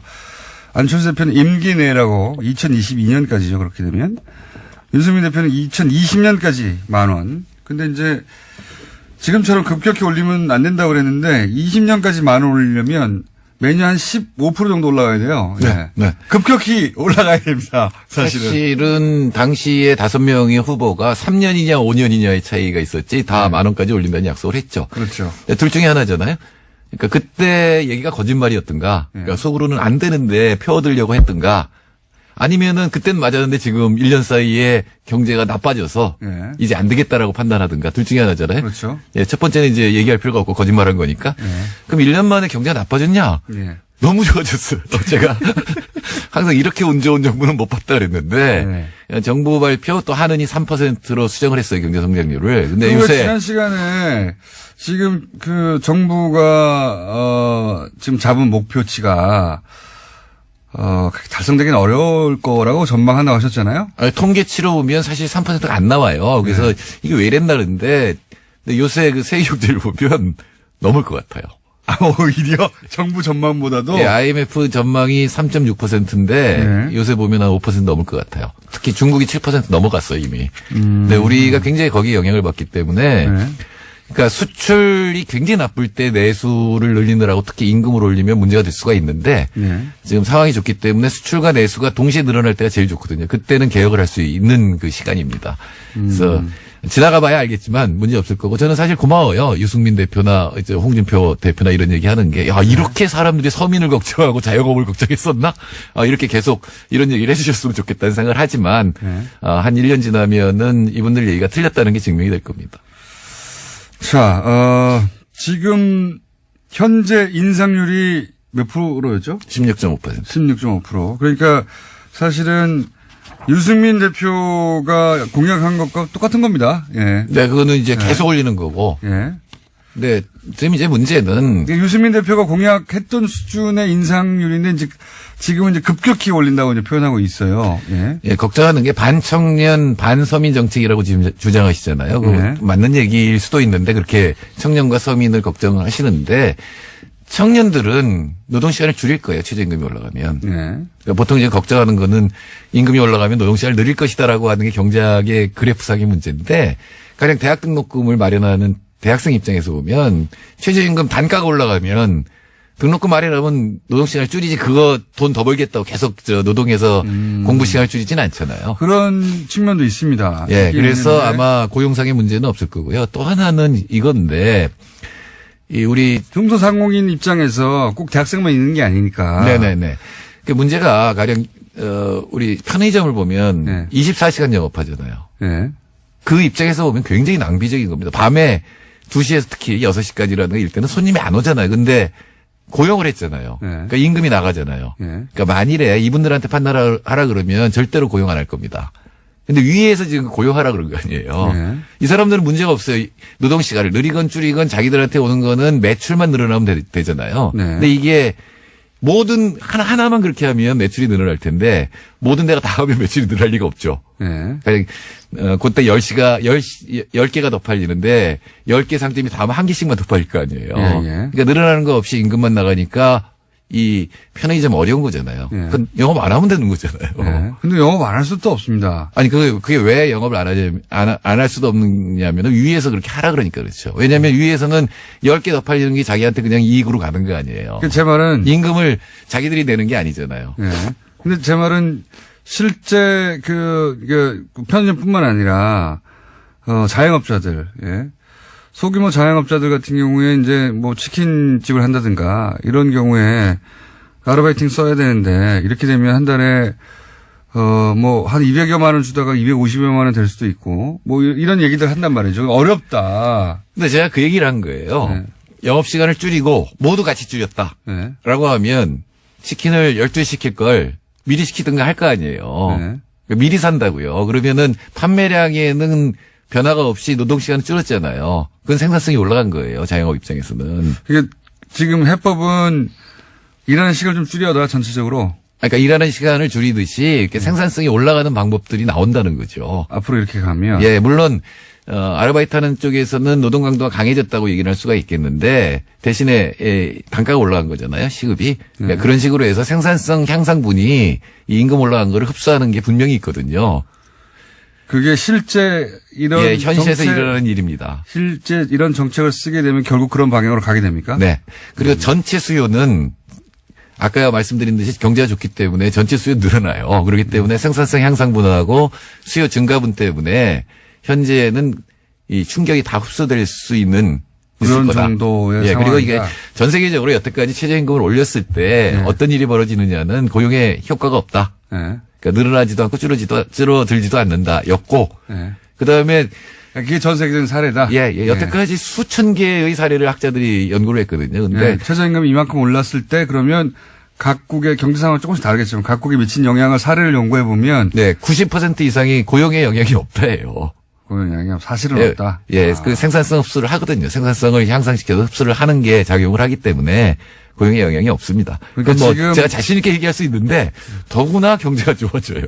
그래서 문제가 없을 겁니다. 게다가 정부가 지금 일부 지원해 준다는 거 아니겠습니까? 네네. 이거는 혹시나 그렇게 생산성 향상이라든가 이런 게 흡수하지 못하면 진짜 어려울 수 있으니까 일부 이제 지원을 해줘서 그 충격을 흡수해 주겠다는 거거든요. 자, 그러면 이제 정책 입안자의 관점에서 그리고 이제 지금 그 소장님처럼 전 세계 사례를 그동안 연구해 온 연구자의 입장에서 개별적으로는 어떤 집은 조금 더 힘들고 어떤 집은 덜 힘들 수 있지만 업소가 경제 전체로 보자면 결국은 이 정도 다 흡수하게 되어 있다. 그리고 그러니까 어쩌면은 이 자영업자나 이런 쪽에서 그동안의 비합리적인 일들이 있잖아요. 제가 말씀드린 밤새 영업. 식당이나 뭐 이런 데서 밤새 영업하는 건 사실 굉장히 비효율적인 거거든요. 임금이 너무 낮기 때문에 그런 일을 했던 거예요. 어떻게 보면. 24시간 예를 들어서 가게를 했는데 어떤 가게가. 그러면 이렇게 되면 보다 효율적인 운영을 하도록 바뀌게 되어 있다. 네. 물론 소비자 입장에서는 아무 때나 사던 거 못하게 되겠죠. 그거는 3시간 문 닫는다든가 24시간. 네, 근데 그게 정확하면 3시간 전에 살 거 아니에요. 그러니까 그게 사실 유럽에 가면 6시 되면 다 닫잖아요. 불편해요. 불편하죠. 한국에 살다가 게 불편한데. 한국에 살다가 거기 가면 이 사람들 왜 이렇게 일찍 문 닫아 이렇게 되죠. 이거야말로 이제 우리가 판단할 거예요.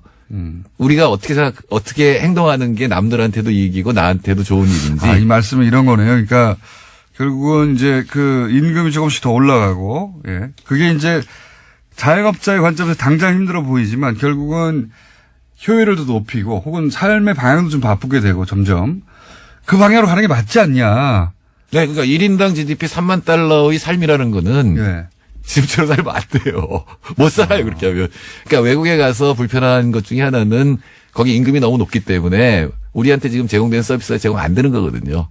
막 밤에 막 주문해도 막 오고 이거는 사실 이제 없어져야 되는 어떤 상황이라고 봐야 되는 거지. 그러니까 소비자들이 약간의 불편을 감수하면 최저임금의 효과는 그 충격파는 없을 것이다라는 게 제 생각이고. 그러니까 내가 조금만 불편하면 불편한 게 아니라 그게 정상인 거고 남을 생각하는 삶에 맞게 익숙해졌으니까요. 근데 예, 어떡합니까? 너무 익숙해졌죠. 예, 아무 때나 배달하고 24시간 식당도 뭐 있어야 되고. 네, 임금이 너무 낮아졌기 때문에 그런 게 가능한 거죠. 그게 좀 올라가면 그런 정도의 불편 같은 거는 감수해야죠. 자, 근데 이제 개별적으로 힘든 분들의 이제 인터뷰를 따서 최저임금으로 다 망하게 생겼다고 하는 것도 과장이긴 하지만 그건 과장입니다. 분명히 정치적 목적을 가지고 이제 보수 매체들이 그렇게 공격하고 있는데 거꾸로 이런 정책, 그러니까 지원하는 정책 효과 냅니까? 네. 그러니까 과도기적으로는 효과가 있을 수가 있죠. 근데 전체적으로는 충격이 흡수되는 동안 지원될 수가 있는 거고요. 저는 또 정부가 이 지원하는 것도 신청하게 하지 말고 그냥 통장에 그냥 집어넣어줬으면 좋겠어요. 이미 다 파악하고 있을 거 아니에요? 알겠습니다. 집어넣어주고 거기에 대해서 불만 있는 사람들이 더 달라고 하든가 이렇게 하면. 정태인 소장님이었습니다. 안녕.